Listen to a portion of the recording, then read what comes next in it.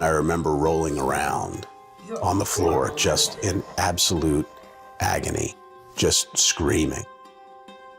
And I knew that I had gone mad.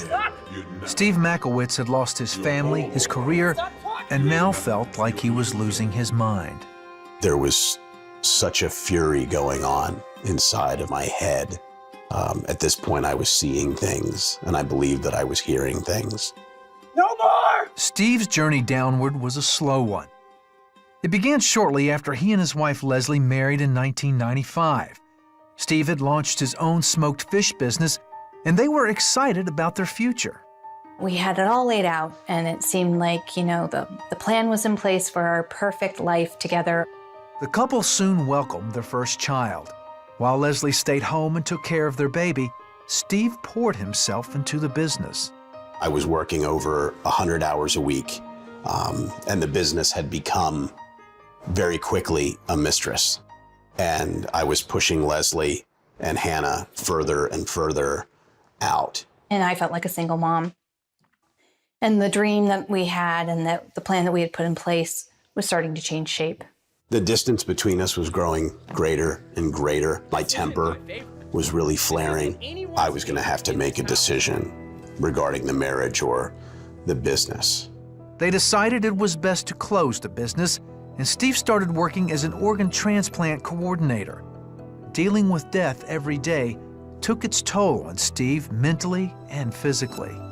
I noticed that Steve started to get sick when he would go out on a call, or his pager would go off. Within a minute, his shirt was completely drenched with sweat, and he's running into the bathroom to throw up. I was let go from the organization because I couldn't function in my job. The Makowitzes thought a change of scenery would be best for his health and their marriage. So they moved to Maine, where Steve had a job lined up. But it never panned out. Then his father died.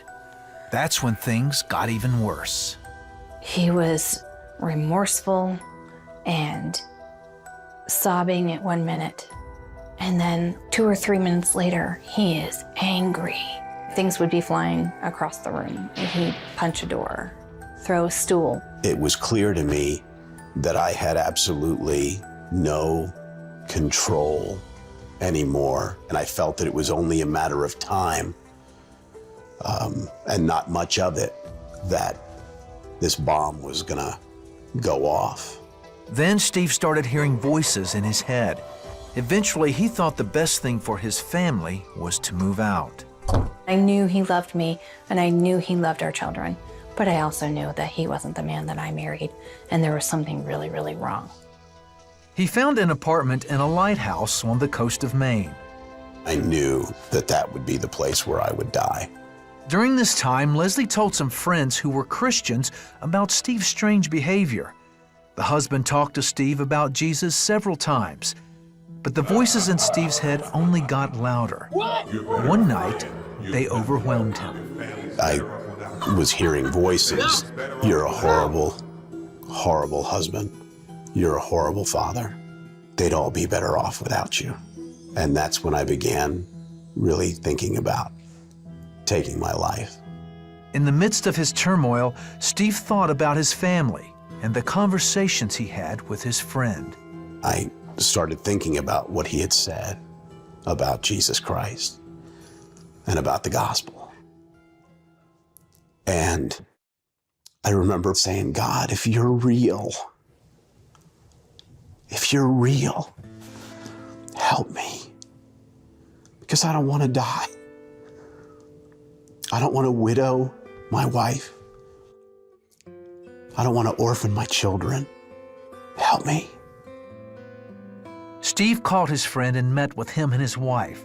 Talked to me about the scriptures and read various scriptures to me. That night, I repented of my sin and gave my life to Jesus Christ. When I awoke that next morning, all of that rage, all of that grief, all of that fear was gone. Now that Steve had gotten things right with God, he had to rebuild his relationship with Leslie. He said that he gave his life to the Lord and that God took all of those things away from him. And I said, that's really great. I really hope this time that this works for you. But I can't do this anymore. Still, she agreed to go with him to a Christian marriage counselor. There, the message of God's forgiveness touched her heart. I don't deserve it.